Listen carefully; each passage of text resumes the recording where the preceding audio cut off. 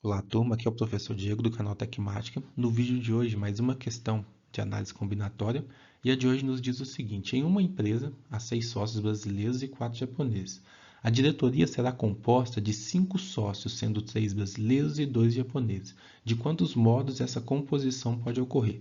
Turma, de novo, todo problema de análise combinatória que vocês verem eu gravando aqui, eu vou sempre convidar vocês a compreender o problema para além daquela ideia de que qual fórmula eu uso. E se você quer usar essa estratégia, que é a melhor estratégia, tenta compreender a fórmula de como ela é construída e por que ela acontece. Isso tudo vai te ajudar a alcançar um nível de aprendizado muito bom. Porque senão você vai limitar o seu aprendizado a apenas saber qual fórmula eu uso, em qual momento eu uso e quais indícios que vão ser necessários para que eu use aquela fórmula específica. E isso não é ruim, isso vai te atender, você vai conseguir ali tirar notas boas, mas você vai parar nessas notas boas, você não vai conseguir desenvolver uma compreensão aprofundada do princípio fundamental da contagem, do princípio multiplicativo, entre outros, beleza? Fica a dica aí.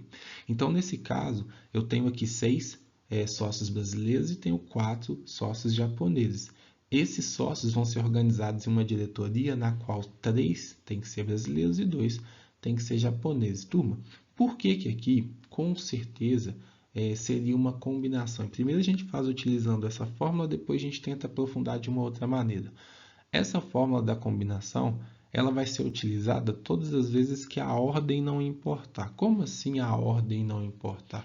Turma, os elementos, que no caso aqui são sócios, imagine que a gente toma esses 3 elementos aqui, que a gente pega esses 3 sócios para organizar aqui. Esse é o sócio 1, o 2 e o 3. Então, você organiza 1, 2 e 3.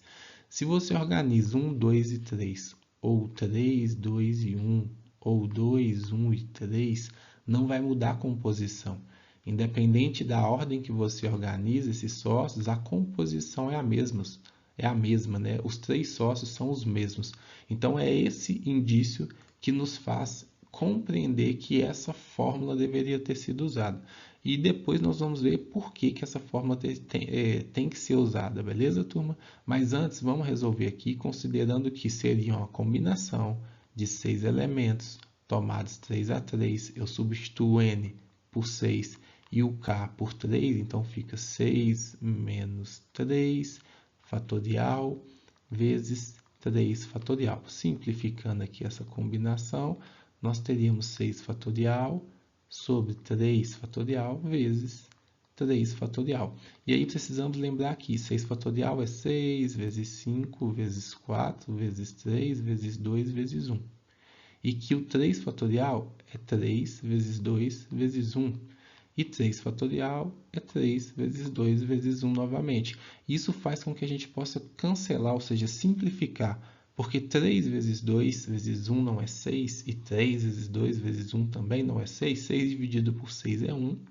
Como 1 é o elemento neutro da multiplicação, a gente não precisa escrever ele ali. Por isso que vem esses cancelamentos, igual aqui também. Seria 6 vezes 5 vezes 4. 3 vezes 2, 6 vezes 1, 6. 6 dividido por 6 é 1, e o 1 a gente não precisaria escrever ele aqui. 5 vezes 4, 20. Então, para o caso dos brasileiros, nós teríamos 20 composições. Já para o caso dos japoneses, considerando que seria uma combinação de 4 elementos tomados 2 a 2, nós teríamos no lugar do n o 4, beleza? E no lugar do k, o 2. O que resultaria, turma, em algo parecido da nossa outra situação, porque aqui teria 4 elementos organizados 2 a 2, 4 fatorial sobre 4 menos 2, 2 fatorial vezes 2 fatorial.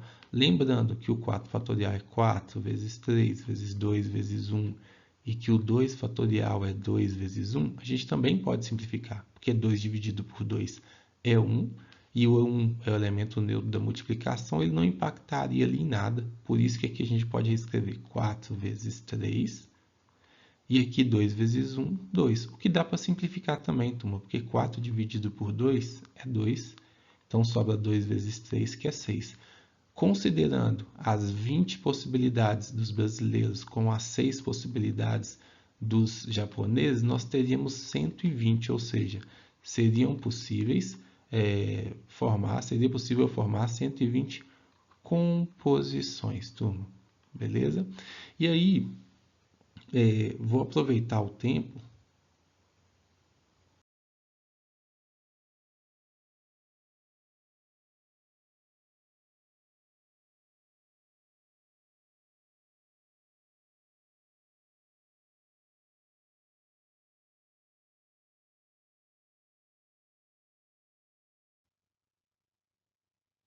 Para aprofundar com vocês um pouco até sobre aquilo que eu falei de compreender o problema para além de saber qual fórmula utilizar.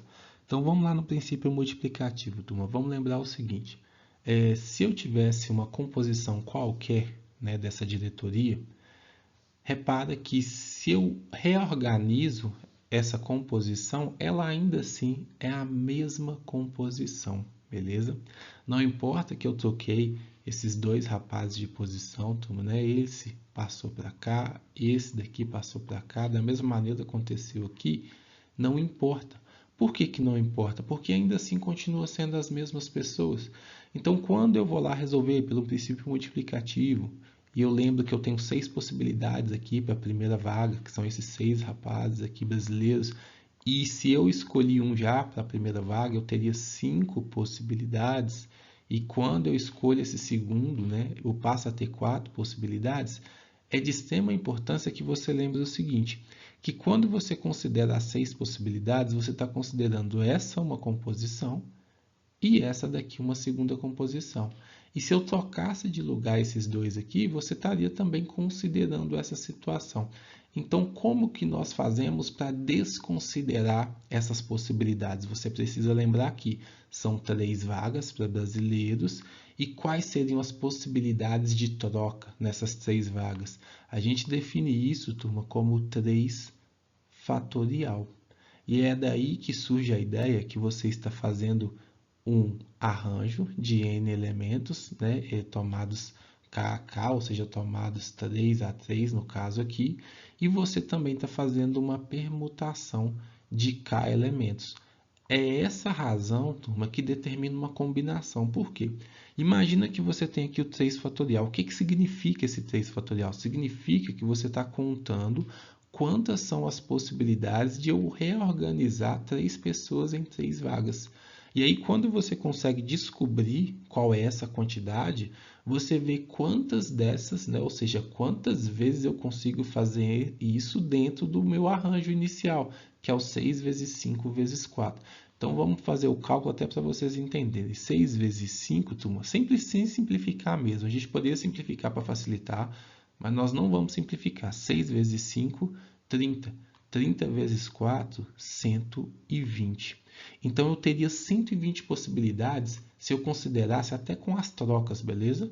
Se eu considerasse essas trocas aqui, eu teria 120 combinações, composições diferentes, mas eu não estou considerando, porque se eu utilizar esses 3 rapazes aqui, brasileiros, independente da ordem que eu coloco, ainda assim vai ser a mesma composição. Então, por isso que eu uso 3 fatorial, que é 3 vezes 2, 6, beleza? 6 vezes 1, 6. E aí, quando você divide esse valor, turma, você chega até o 20 do nosso outro exemplo. Lembra que tinha 20 lá? E da mesma maneira acontece aqui. Você teria 4 possibilidades, mas como um ocupa um cargo, você passa a ter 3 possibilidades aqui. Tranquilo? E aí, quando você entende que você teria 12 ao total, vou até pôr esse 12 aqui, você precisa de lembrar o seguinte: se você troca eles de posição, turma, não muda a composição, continua sendo a mesma composição. Então, como aqui são duas vagas, eu coloco um 2 fatorial para que eu possa entender quantas vezes essa situação de trocar os sócios, né, cabem dentro da minha possibilidade real, que era 12.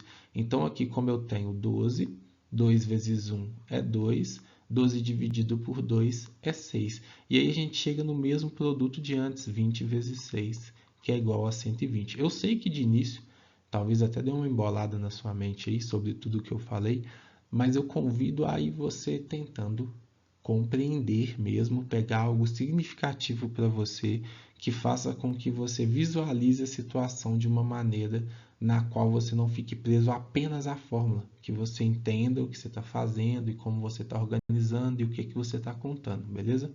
Um abraço, até a próxima. Espero ter ajudado.